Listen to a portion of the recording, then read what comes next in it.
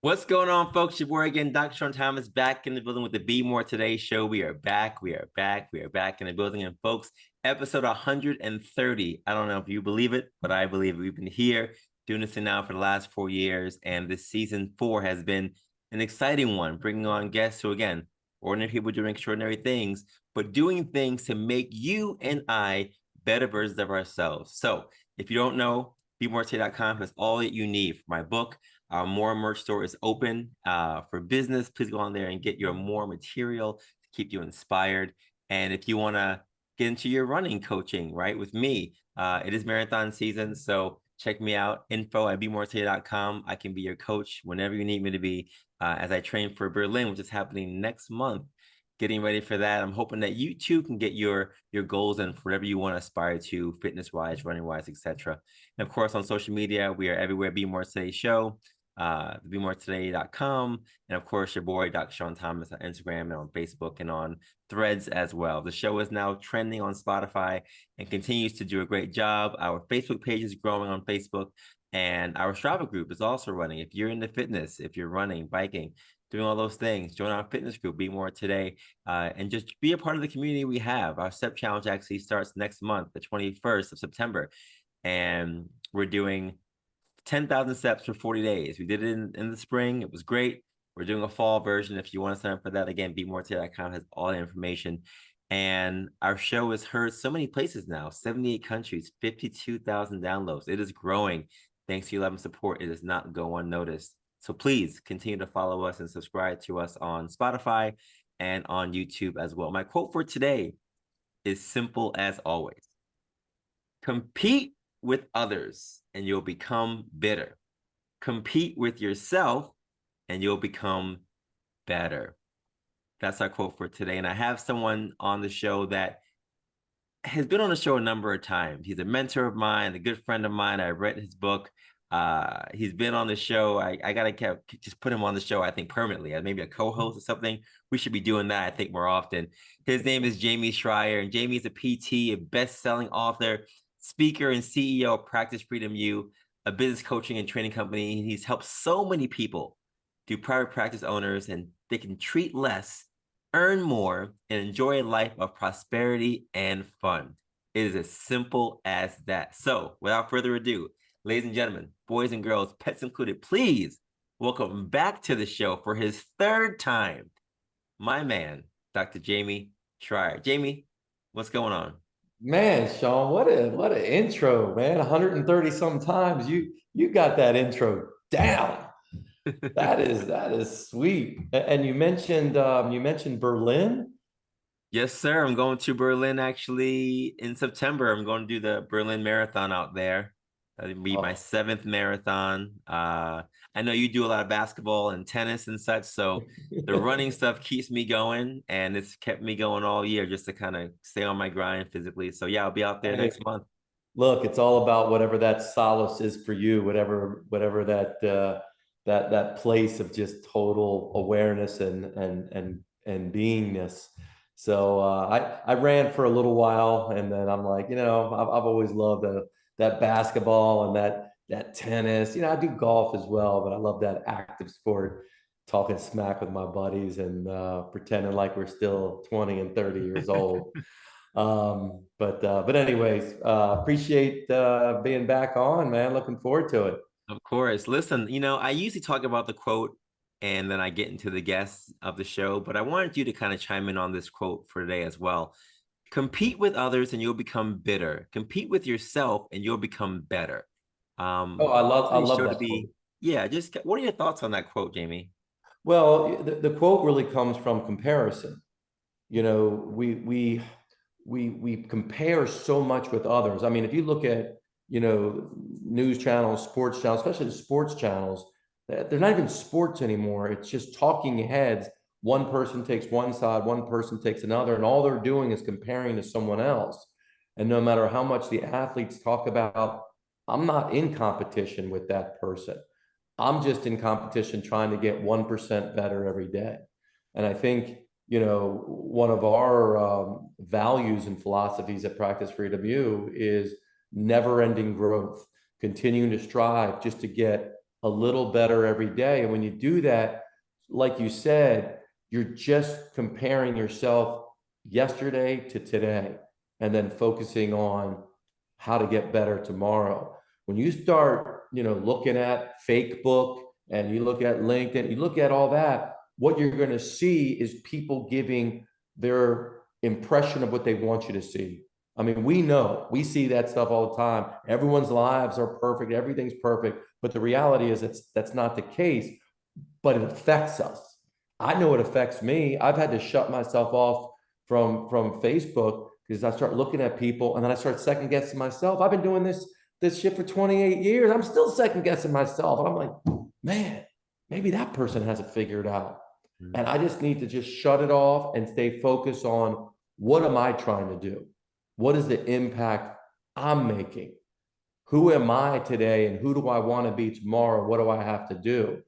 To me, that's where, if we're in that place more, we excel, we're a better person, we're a better connector to other people. But when you start, comparing yourself, you're only going to think of one or two things. One, you're better than, that's not healthy. Two, which I think is more often, you're less than. And that certainly is not healthy. So, I get it. Sometimes you can use it as a motivator in a healthy way. Like Sean's going, man, I'm going to do that too. I'm going to get 52,000 downloads too. But it's more of a healthy competition, not I'm going to do what Sean's doing. Like, let Sean be Sean, you be you. So spend more time finding out who you are, what you're about, and then start moving towards that. Yep. Yeah, I completely agree. I've been using this hashtag for a while now, community over competition. Community over competition. And it's true. For me, it's the same thing. We come together. Social media is a great thing. It also can be a curse. And you see so many people doing so many things. And as a community, we hope that we all strive to be better, that I can watch something that you're doing and that will inspire me, hopefully, to do something that I know I want to do. But like you said, sometimes we get into this comparison thing, and it's no longer about a community, it's more about competition. And I had a patient actually come in this week.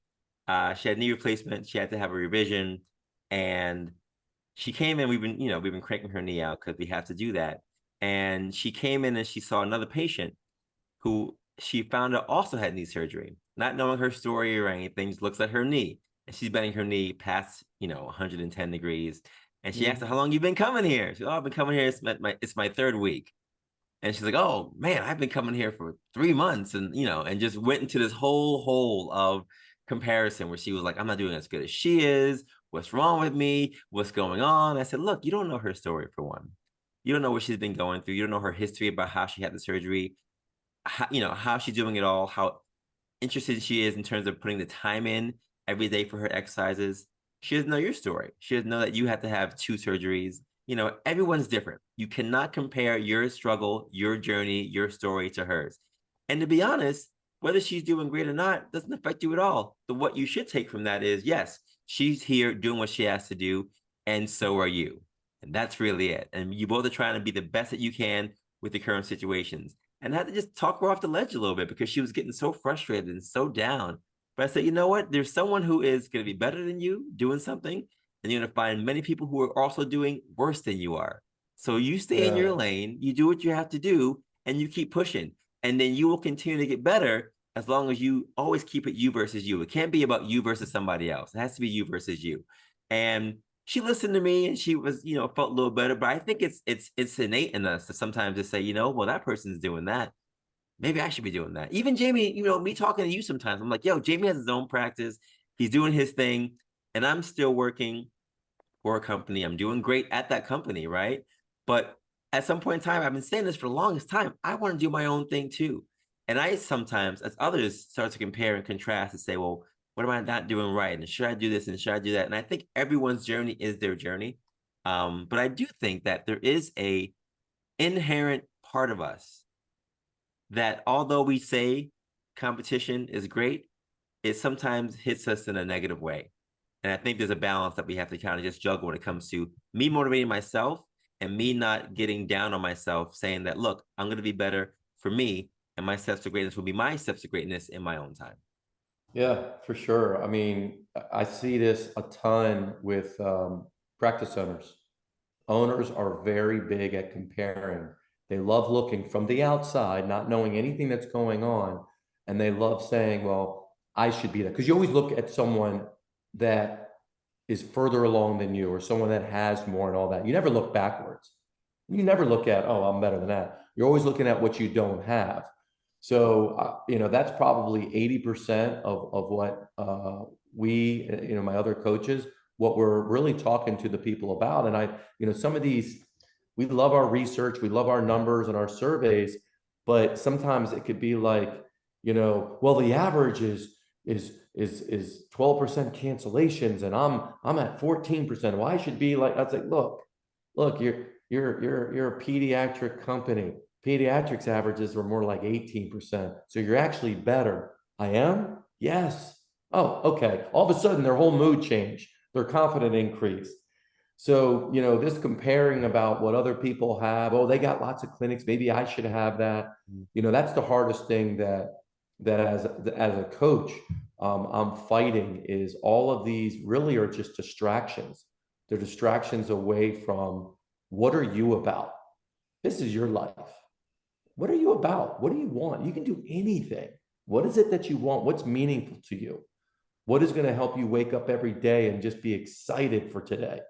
Because that's what we get to do. That's what we get to do. We don't have to do it. We don't got to do it. We get to do it. And I think so much, and this is where social media comes in, you just start looking around and in your brain, how much better everything else is. I was reading an article from a mentor of mine, Sam Horn, and she just had a just quick little picture of green grass. And she talked about, instead of, worrying about the grass is greener on the other side, why don't you just focus on what you have to do to water your lawn, right? Just something as simple as that, right? Just water your own lawn, which means just focus on what you're doing and not worry about, how great something might be over there. So, Yeah. we could talk about that whole thing too. We can keep Yeah, going with that. that's a good point. And Jamey, I read your book. I talked about your book last time that you were on the show, Practice Freedom U, and I think it's a great resource for those who are looking to become practice owners or are currently already practice owners. And I look at social media, just trying to tie these two things together, and I look at the concept of financial freedom. I have a lot of friends who, I don't want to use the term jump ship, but they say, you know what, I'm going to change the health care game in my own regard and go out there and do my own thing. Some are working in gyms doing physical therapy. Some are working in WeWorks doing physical therapy. Some are doing virtual things or hybrid versions of it. And they're all trying to find their way to make a dent in our healthcare system as PTs that is not always perfect, but can become something that you can get stuck in if you're working in a certain situation. My question for you is, I know you talk about the concept of financial freedom. And I know a lot of therapists, well, especially a lot of our new grads that come out, there is an expectation that they're going to be rich within the first year of them working. They come out and they have telling them that story. I don't know who's telling them these things, but they have a very high expectation about what they think they should be making, what they think they're worth. They haven't treated much. They went to school, they passed their boards, and I'm thinking maybe it's the concept of what they see in social media or what the market puts out there for, what we're actually doing and what we're actually getting paid for. I'm not sure, but there's a high expectation that they're going to be making a lot of money as soon as they come out of school. And I just want to know your thoughts, because a number of people that I know were new grads and say, you know what, I don't even want to work in any kind of a facility. I'm going to just do my own thing straight off the bat and just build my thing up from the beginning. And there are some who say, you know what, I'm going to get my feet wet. I'm going to do some stuff. And then after a couple of years, they left and did their own thing as well. And there's some who are still just, working for bigger companies or small companies, whatever. But the same concept is across all different boards. Everyone wants to make money. Everybody wants to have financial freedom to do exactly what you're talking about, to go out there and do what they want to do, find their passion, still treat people and have the life that they're looking for. My question for you, Jamey, and it's a very simple one, but it's kind of complex, is that realistic? Is it possible to have a healthcare system where you are doing your thing as a PT, doctor of physical therapy, or any kind of other provider that's out there that's not maybe an MD, right? OTs and ATs, whatever else, going out there and be able to do their craft in our current healthcare system, whether a hybrid version or with insurance, what have you, and still have the capacity to be financially free. Because I think a lot of the people that come to me say, it's hard. What we're bringing in doesn't add up to what I'm being paid, right? And there are a lot of different concepts for what people are asking for and what companies are actually giving their therapists, whether in their first year or their fifth year, when it comes to what they're worth. So is it possible to have this financial freedom? And if so, sir, what are some ways that we as clinicians or as therapists or what have you can make our steps or take our steps to greatness to be able to reach that goal? Okay. So let's unpack that a little bit. Answer your question, 100% yes. 100%. It's certainly possible. I've seen it. I've done it. And I think we need to really define some terms, because there's a lot of, at Practice Freedom U, we talk about dirty words, not those kind of dirty words that you're thinking of, but dirty words in our world are vague words. Vague words are dirty. They are dangerous. And we use words like should and might and good and bad. These are dirty words because we're not sure what they actually mean, because they have various meanings to different people. So I think we have to define what freedom is in this context. And you know, freedom connects with me so much because freedom to me is choice, right? We get to choose. When someone strips your freedom away, they're stripping your choice, your ability to choose, right? It's not good or bad, it's just what it is. So when we talk about freedom, financial freedom, it's the ability to choose the income you want to make. It's to have control over it. That's another word. Choose, control. Freedom equals control. Mm-hmm. So if we're talking about control, now, when most people think of financial freedom, like when you see the infomercials and the guys on the yachts and the cars that they rented for the commercial because they don't own them, you know, they'll sell you on that pipe dream, like having all of this material stuff and having passive income is coming in. You know, that's a high level investor aspect. So let's look at actually how money works and see where and how you can do financial freedom. And this comes from Robert Kiyosaki in his book, Cash Flow Quadrant, which was his second book after Rich Dad, Poor Dad. So this whole concept's like 20-some years old, but it helped me understand it. So money comes into your world one of four ways. Number one, you're an employee, right? You work for JAG, they pay you money. That's how you get money. Number two is you're self-employed. You're a coach, you help runners, fitness, whatever, you get paid. Typically, self-employed is trading time for money. You get paid around time. So those two things are on one half of this quadrant. You go on the other side, you have business owner, true business owner. True business owner is making money that's not based on their time. They have other employees. They have systems in place. They go away on vacation, they're still making money. And then the last one is investor. The money you're making is now creating more money. This is where it's stocks and bonds and real estate and all different other types of investment where money then creates more money. So if we're looking at that, financial freedom cannot happen on the left side of the quadrant. Cannot. You cannot have financial freedom and be an employee. You cannot have financial freedom and trade time for money as self-employed. So the only way to do it is on the other side.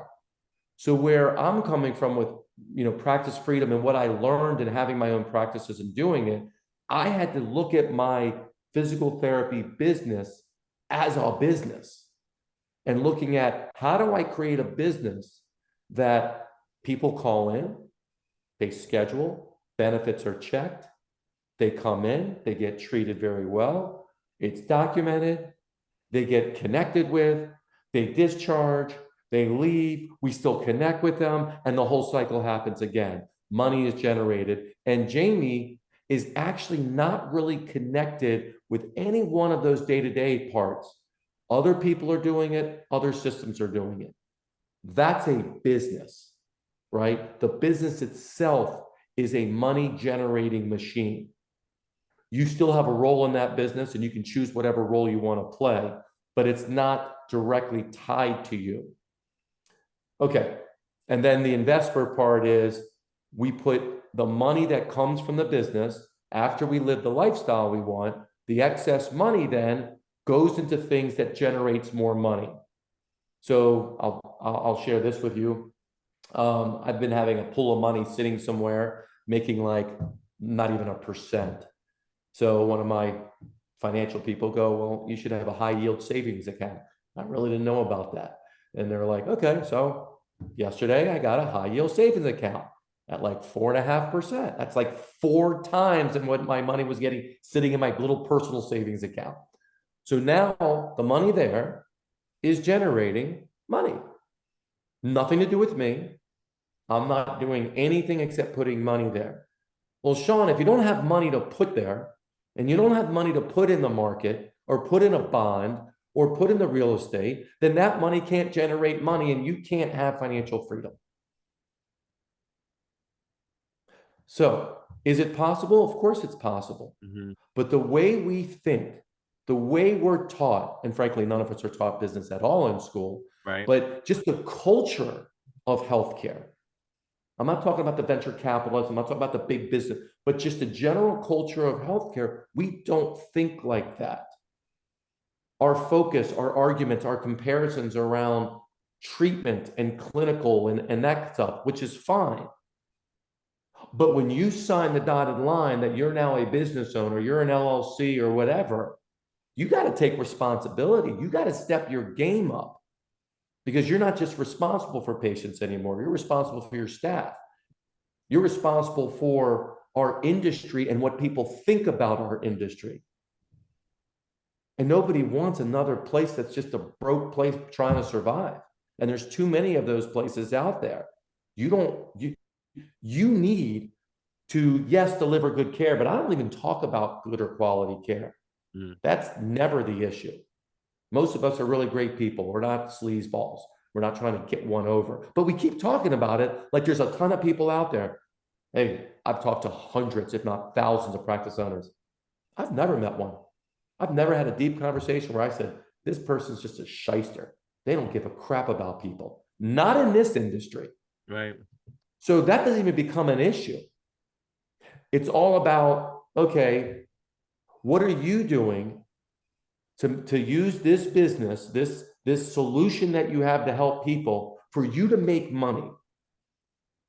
And I get a lot of blank stares and a lot of, because it's easy to hide behind, I'm just doing good, Sean. I'm just a good person. I don't care about money. I'm just a good person. Well, the problem is this entity you have, this business entity does care about money. It cares a lot about money because the whole point of that business is money. So if you have issues with money, that's probably why you're not making any. And for you, financial freedom isn't even in your radar. Okay. Listen, that's a big time statement. And I agree. We don't talk enough about business. We don't talk at all about business. We talk about clinical stuff. We talk about patient client management. We talk about customer service, all those things. And then I remember in school, we literally had one day, one class, we had a conversation. It wasn't even like a talk. We had a small conversation about business and about not even opening, but just like how business are sometimes run with insurances and what have you. It was probably the quickest conversation we had in all my PT school stuff. And now again, that was 12 years ago. But I've learned so much now, working with a big company like Jaguar, and they do a great job. We've done a lot of growth in this area of the Northeast. But there are so many other places that, like you said, are struggling. And there's so many other clinicians that I've met that are practice owners, and the gambit is twofold. I have some who love it, They're out there, they're doing their thing, they're doing well, they're on social media promoting themselves. It seems like they're doing well, right? I mean, I don't know their financials or anything, so I can't say how well they're doing, but they're out there and they're doing their thing. And then I have friends who I know and I've spoken to, and they hate it. Jamey, they say it's so frustrating. They say it's a lot of work. They say they're doing everything. They're answering the phones, they're doing the insurance stuff, they're doing all these different things. So, for those who are listening, and I want you to kind of help me with this question out. For those who are now recognize, yes, okay, they're in that same boat that I am, right? And they're doing stuff, they are working for an organization or a company, and they're in that boat. But the other side, they haven't done the investment, right? They haven't done those things yet, and the freedom aspect for them is possible, but they haven't taken that jump over to the other side. For those who have taken that jump, and the ones who are struggling and not struggling, what are your thoughts on why someone may do great and why someone may be struggling or maybe have a horrible time when it comes to achieving that practice freedom journey? John, you're a long distance runner, true? Absolutely. Well, I say that now. I wouldn't have said that 5 years ago, but I've been running this almost 7 years now, 7 times. So yeah, I can say that. You run 7 marathons. Yeah, yeah, I am now. Yes, I can say it now. That's, to me, that's a long distance runner. Yeah. Right. You're a marathon runner. How much do you train for the marathon? 16 weeks at a time. I run about 4 days a week. I do some cross training stuff 2 days a week. So about 6 days out of the 7. So 4 months prior to the marathon, you train. Yes, sir. Very meticulously. You train your body. You train your mind. Do you eat McDonald's every day? No. Okay. So you're also focusing on what's going in your body. Mm-hmm. So you have a whole plan together and you're investing time into doing it. Are you guaranteed to break the previous record that you have in your No guarantees. No guarantees. But guess what? You'll guarantee that you won't do well at all if you don't train. Absolutely. Okay. All of us sacrificed in school, unless you're just naturally just brilliant. We all sacrifice. You want to go out and party? No, I got to study for my biology exam. Mm-hmm. Right? We all had to get good grades. And we know that good grades takes effort, takes time. There was zero guarantee we were going to get into school. True? True. Zero. But we did it. Why? Because that's what we wanted. That's what our vision was. And we were going to do everything we can to give ourselves the best opportunity to get in school. Then we get in school and we didn't even know what hard work was, because then we really had to work hard. Was there any guarantee? Oh, we paid for it too. We paid for that education. People now are paying hundreds of thousands for that education and don't have a prayer of paying those loans back for 10, 20 years. Yeah. That's a whole nother conversation. Yeah. So was there a guarantee that you were going to pass the boards? No. Nope. And there's people I know that haven't passed the boards. All right. Was there a guarantee you were going to get a job? No. No guarantee. There wasn't a guarantee that the job was going to give you enough money to do all that. Yet you were so committed that wasn't even on the table as an option, right? Now you get out of school, bounce around, whatever, and you have this desire, this entrepreneurial spirit inside of you. It's probably always been inside of you. Like, I want to do things the way I want to do them. I have a vision of how I think care should be delivered. And you put out your little shingle and you read a book for $14.95, and that's your education on business. And then all of a sudden, 6 months, a year, 2 years later, you look around and you're like, why am I not making it? Because I'm really smart. I'm very talented. I've invested a ton in the craft of what I do. But you haven't spent a dime and an hour in learning the business of what you do, marketing your services, understanding operations and system, ramping up your communication to know how to hire people and connect with them, and understanding the metrics and the financials of the business.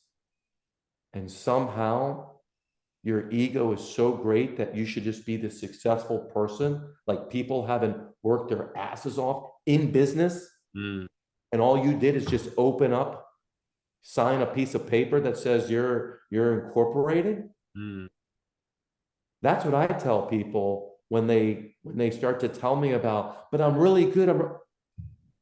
Your ego is blinding you.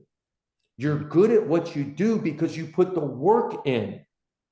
That's why you're good. There is no other reason why you're a good clinician. You put the work in, and you haven't done shit to put the work in into making your business successful.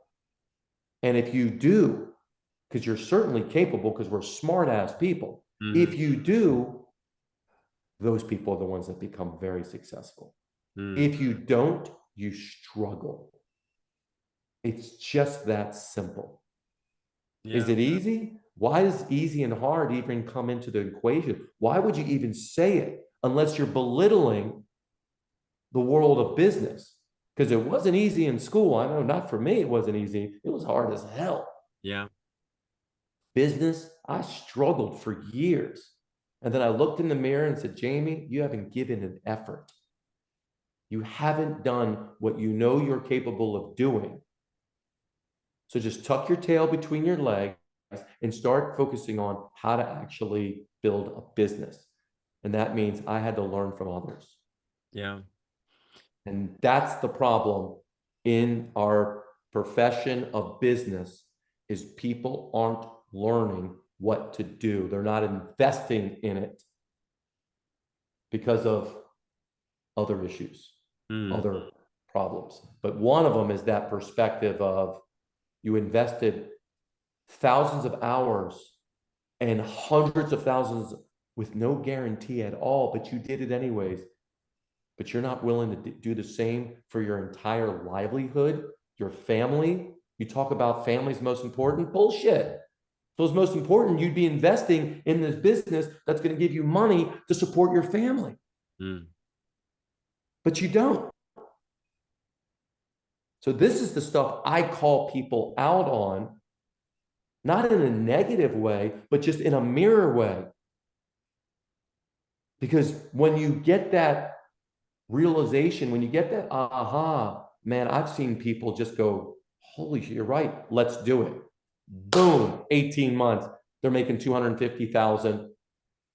They're out of the day to day and they're looking at opportunities to expand and do whatever else they want to do. That's impacting your community, not struggling, making barely ends meet, not able to provide your staff what they need and calling them out. All they care about is money. No. They care about what's important to them. You just can't afford to do it because you haven't taken responsibility. So why should they work for you? You can go out of business at any time. mm, Nobody wants to work for someone broke. Nobody wants to work with someone driving a damn beat up Honda. You don't have to be an asshole and drive a 7 Series Beamer and show it off either, but that's not what our problem is. Our problem is we think this altruistic that we can just live in poverty mentally, like somehow that's noble. That ain't noble. That's cowardness. mm, mm.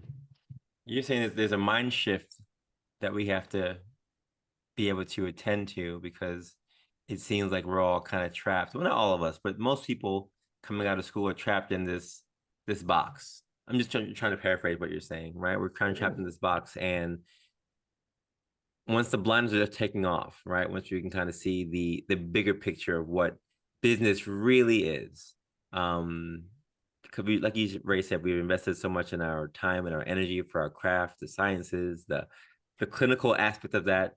And you're right. You know, there were many times when there were no guarantees. Signing off on loans, no guarantees. Applying for jobs, no guarantees. Taking the board exam, no guarantees. I mean, I struggle with my board exam. I share with that with you, and on the show many times, and just like the endurance and the resilience to say, no, this is gonna happen. I'm gonna invest more and to figure out whatever I have to do to get that thing done. All that stuff. And yeah, I agree with you. The amount of time, energy, All those things geared towards, okay, now that I have this skill set, how can I put that out there for the greater good and to make it really impactful for community business wise? That's not there. And I gotta say, I don't think that unless you went to business school, or at least you have like that entrepreneurial mindset, a lot of people are not thinking that way. They're not. They're thinking, I want to walk into greatness. I want to walk into a situation where I have what I want. Or no, I can ask for what I want. And 9 out of 10, what people are asking for, they're not getting, right? They're just not getting. People are asking for, I want this number of sick days, I want this salary, and they're not getting those things, not because I don't think they can, it can be given, but it's just not given because they haven't earned it, for one. And for two, they're working in a construct that they don't have any control over because there's so many other factors that are involved in that. And I think the hard thing that people like me struggle in, who are in that middle boat of saying, look, I know my skill set, I know what I'm worth, I know what I can do. I also know what feels comfortable. And I also know, Oh, what I you can want see to on the talk other about side. comfort now. Right. I How you think, feeling in mile 21, by the way? You oh, feel comfortable? completely uncomfortable. Right. Completely uncomfortable. And I guarantee there's a lot of people in that 18 to 22 miles that start to walk. Oh, every time. Absolutely. I mean, Absolutely. that's the time you start to walk because it's too damn hard, Yeah. right? And if you can get through mile 22, 23, pure adrenaline will take over because you know there's only a few miles left. So I don't care what the sport, the business is, there's always going to be the fire. The fire is where we need the most courage. See, we go into business, we get beat up. There's a lot of pain and problems and challenges. And maybe we'll start to look for some solutions, but then things will get really tough. Things will get into mile 18, 19. And a lot of people either quit and they tell themselves it doesn't work. They tell themselves there's nobody out there. I can't grow my business because there's no therapist. I can't make money in this insurance model. I can't do that. They just keep telling themselves, maybe because they look at other people and they think they have it figured out. Right. And they give up. But they're not just giving up. They're giving up on their family. They're giving up on their dream. They're giving up on impacting more people. We say we want to help all these people. Well, how many people you helping if you just keep it small? So it's there's no getting around that. I love Steph Curry, one of my favorite NBA players. And the reason is Steph's not too far from us. He's 6'2", 6'3", 100 Right. and nothing. But man, he's good. Do you think he's good? Yeah, his dad's Del Curry, so he has a little bit of the genes in him. Do you think he worked at it? Do you think he works now at it? He says, I mean, I saw some YouTube video. If you want to type in Steph Curry camp, Yeah, I saw it too. you Yeah. saw Yeah. just in the drill with the tennis ball. Yeah. This guy is working harder now than he ever has to maintain the level that he needs to maintain to be the best, the greatest shooter ever. Yeah. But all you see is him pull up from 30 feet. And then you get kids in the gym, high school kids Right. in the gym that pull up for 30 feet, but they Right. haven't trained. And then they go, man, forget that. That's impossible. It's the same thing in our business, or frankly, anything that we do that's worthwhile.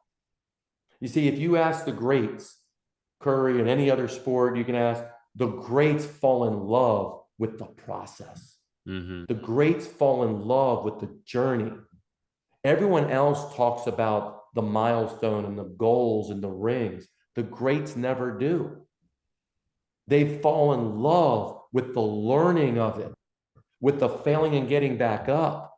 You fall in love with the training because the end result is already done. The minute you step up to the starting line, you're like, it's a done deal because I know what I did to get here. It's true. Yeah.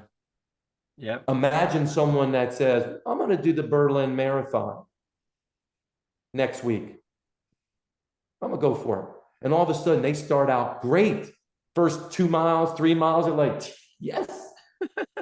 And all of a sudden, hit a wall. Yeah. Damn. People are passing them. Man, they must be on steroids or something. Right. They start to tell themselves a story why everyone else is, quote, doing better than them. But what they don't do is look behind and saying, what have you done to prepare yourself for this? That's what we're doing in business. Yeah. That's what Practice Freedom U is. That's why I created it, because there was nothing out there like that. There was all these just one-off, like, magical solutions. There's no magic to this. Successful businesses all have the very similar threads of what makes them successful. There's three primary components. There's a marketing component to get people in the door, sales component to convert them to a new patient, delivery component, treat care, make sure you have staff there and have systems and organization, and then a financial component, collect your money, make sure you're financially stable. That's it. Those are the three areas. The fourth component is you. It's your mindset. It's how you think about things. It's the decisions you make. That's going to determine all three other components.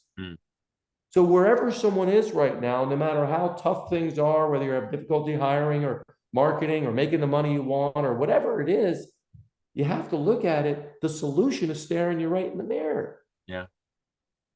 Are you willing to do what it takes to get what you want? Or do you want to negotiate? So when I shared with you, life was good for about 18 months to 2 years. And then it just started to become really, really tough. And it was affecting me personally, my wife and family. It was really, really tough. And I share all that in my book, and I've shared that a ton here. Then my place burned down. Right? Fire happened. Place burned down. And I treated it like a damn snow day.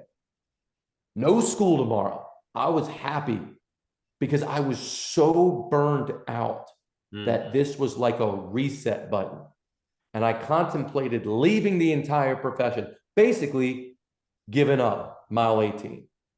Why? It was too damn hard. My physical being was not good. I was lashing out at my family. I was stressed because I was not making any money. And I was like, is this who I am? And I was going to quit. And then, I don't know, something inside me says, Jamey, you don't know what the hell you're doing. So swallow your damn pride and swallow your ego and just learn how to do it. And if you fail, I can fail with my head up high, because I'm like, look, I learned this. I tried it. It didn't work. I'm okay. But at least give myself an opportunity. And guess what happened? I failed a few times, but a couple things worked. And then a couple more, then a couple more. Batting average, I would say probably 300. Failed 7, three times out.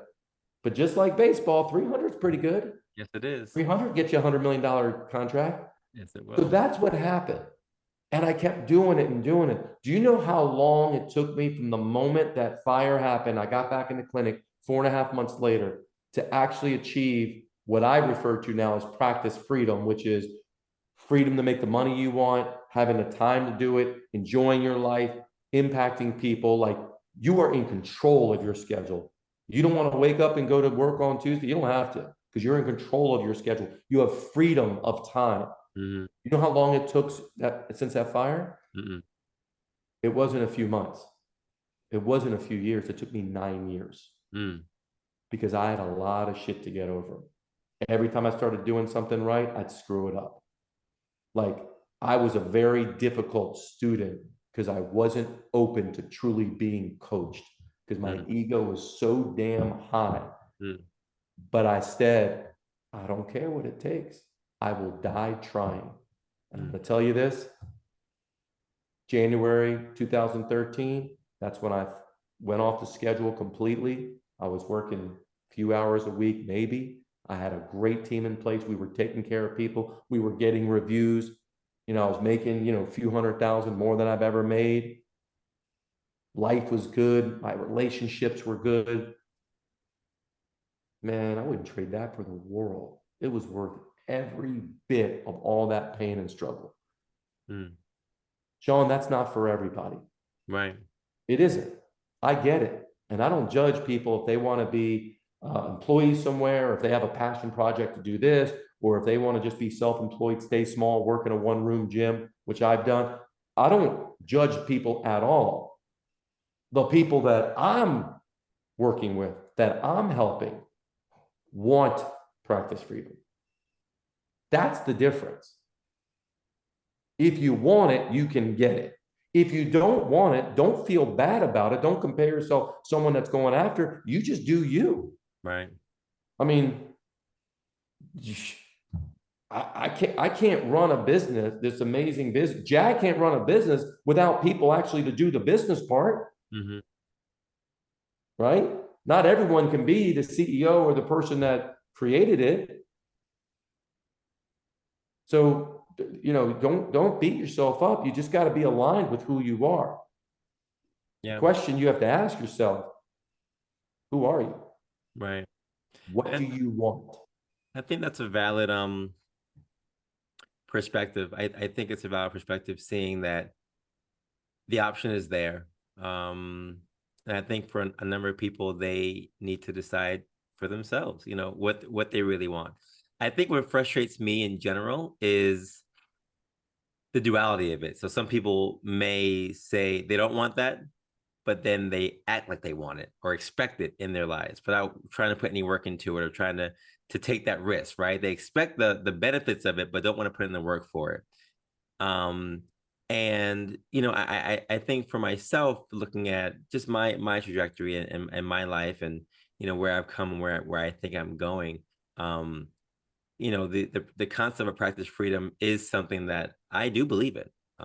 You know, reading your book and listening to you speak, every time I hear you speak, Jamey, I get excited again about our profession. And I think some people that I've met, like you said, did give up. They got to a place where they said, not for me, or I'm cool where I am. And I actually have some people who left our job, and I asked them where they were going. They were like, I don't even know yet. So, okay. So, I mean, I think a lot of people, for them, it is a question of who are they, you know, and what they stand for, what they want to be, what they want to do. And I think it's a poignant question for all of us as healthcare professionals to really ask where we fit into this system, who we are, and what we want to be. So I commend you for all the work you're doing, Jamey. I think you're doing a great thing for others, because again, there was nothing like this when I graduated. And having listened to what you've been doing and been following your journey for what you've been doing for others, it's just great to see that you're opening the door for others to also have that same spirit that you have, to go out there and take the risk and to be successful. So Yeah, no, I mean, I appreciate that. And I think that, you know, part of what kind of just motivates me to do it, and the impact, if I can impact one business owner, think about this, one business owner that owns, you know, $1.5 million, $2 million business that has, you know, 20, 25 employees. That's 25 lives that are going to be affected. That's 25 families that are going to be affected by this one person. That is thousands of patients that are going to be helped, right, for this one person. That is a community that is going to be impacted by this one person. See, that's the power business owners have. You have so much impact in your community and in the world. So I know there's going to be a very small percentage that I help, but the impact of it is going to be massive. It already has. yeah, That's what motivates me. And people say, they're like, well, Jamey, how do you know this is true? Besides your experience of being true, but how do you know it's true? Because we are in a profession where there are 350 million potential clients, customers, patients, 350 million. Because every human body in this country alone is going to see, or should see, us for something, or have a problem that we can help. That's why I'm confident. And guess what the percentage, at least the last time I checked, guess what the percentage actually are impacted by physical therapy? 8%. 8% go see physical therapy. And that's just compared to the number of people that they're tracking and how they're tracking or whatever. Right. Very small, very, very small. So we're not great at actually promoting ourselves. We're great at doing it amongst each other and bitching behind closed doors. We should have a seat at the table, blah, blah, blah, blah. But we suck at getting our message out there. So this one owner, by becoming successful, what they're really doing is getting the message out there the way they see it, in the integrity way they have it, to more people. So if we can get a lot of people getting the message, we'll change the perspective of what people think about us, and more people will come to us for the solution. Yeah, I like that. I like that. Listen, Jamey, it's been fun always just talking about financial freedom with you. What's your closing remark for those who are listening who may be on the cusp of taking that jump, may be a little discouraged about how the system works, maybe a little afraid, or they're doing well and they want to also inspire others who are on the cusp to also do well like them, and to buy into the financial freedom concept. What are your final thoughts for those who maybe I mean, to this day, I still haven't met a bigger shit show than myself in trying to build and grow a business. Never. I mean, the crap that I went through, the arrest of employees, the investigations, and I mean, you name it, people stealing from me, you know, the million mistakes. I mean, I've never been a bigger shit show. And I still did it. And it wasn't because I'm the smartest person in the room, because I'm not. I just have courage and a drive. So if you have a courage and drive, you can make this happen. It's possible. You just got to connect with what you want and stop worrying about how you're going to get it. What do you want? And when you connect with what you want, then find someone that can help you, whether it's me or somebody else. Find someone that can help you, because we can't do it alone. We all need someone. You just said at the beginning of your show, hey, if you need a coach, someone to help you guide, well, why do they need you? Because it's impossible to do this on your own. Nobody does it on their own. Why would we? Why would we want to waste our time and energy and money not getting someone that's already been there and done that, that can guide us? So for those people, I can't make that decision for you. Only you can. But if you make that decision, like, I want this, then take action, take the next step to get some help and some guidance to move forward. And don't expect it to be easy. It's not, but man, is it going to be rewarding. Amazing. Jamey, where can people follow you, or where can they seek guidance for those next steps they should be taking? So the best thing to do right now is I created a practice quiz. This is the first step. It's a very simple quiz, 30-some questions. It'll take you about 5 or 6 minutes to do. This will be important because it gives you an idea of kind of where you are in your business. You know, we look at 6 different levels of business. I asked you questions about 6 of them. And then after the quiz, not before, after the quiz, set up for a review call. We'll sit down, we'll look at your quiz, look at the score, look at where you're having challenges. I guarantee it's not everywhere. There's certain areas that you're having difficulties, other areas you're doing really well. And then at the end, you'll have a plan of what to do. And of course, if we can help you with that, we will. If not, then you can go and start moving forward with your plan. So it's a complimentary quiz review, but the quiz, start with the quiz, and you can go to practicefreedomu.com, and the quiz is just right there at the top of the page. Awesome. Folks, gems and gems. That's all I can say. Jamey, thanks for being on the show today. Again, you made this one for the books. Episode 130 belongs to you, and I wish you all the best in all that you do. Looking forward to continuing to link up with you and to learn from you and your story, and just keep doing what you do, man. I really, really appreciate you. Thank you, Sean. Appreciate what you're doing too. Yes, sir. And the quote for today, folks, don't forget it. It's simple, but it's so poignant. Compete with others and you'll become bitter. Compete with yourself and you'll become better. I mean, Jamey said it. And the social media concept is a real one. Don't get caught up in all that you see out there. It's really about what you're doing, what you want to be, who you want to be, and how you want to put your touch, your impact, your footprint on this world. So go out there and be more, folks. Go out there and check out the Practice Freedom U website. And for those of you who are on the journey, who are considering making a change or considering just changing the game in any capacity, I mean, the beauty about life is that we can go out there and we can make this our own. So go on the website, answer the questions, and you too can be the one taking your steps to greatness to be the best version of you. As I always say, have a good day, have a good night, have a great life, and continue to take your steps to greatness to be the best version of you. I'll see you next time. Peace.